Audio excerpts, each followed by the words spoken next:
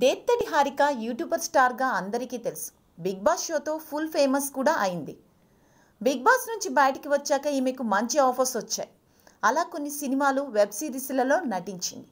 Big boss హౌస్లో ఉన్నప్పుడు ఆ సీజన్ విన్నర్ అభిజిత్తో హారిక చాలా క్లోజ్గా ఉండేది. ఇక వీళ్ళ మధ్య ఉన్న రిలేషన్ గురించి ఎప్పుడు ఏమీ చెప్పలేదు హారిక. ఇద్దరం ఫ్రెండ్స్ అని మాత్రమే చెప్పుకొచ్చింది.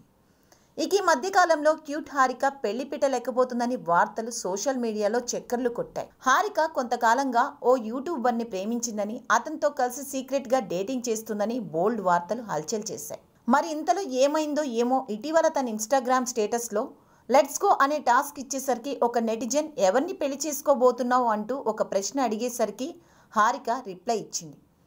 తెలుగు భాషలో నాకు నచ్చని ఒకే ఒక పదం పెళ్లి అంటూ రజనీకాంత్ స్టైల్లో జవాబిచ్చింది. మీరు డిప్రెషన్లో ఉన్నప్పుడు ఎలా దాని నుంచి బయటపడతారని ఇంకో నెటిజన్ అడిగేసరికి, నేను డిప్రెషన్లో ఉన్నానో, అప్సెట్ అయ్యానో నాకే తెలియని ఒక కన్ఫ్యూజన్లో ఉన్నా అని జవాబిచ్చింది.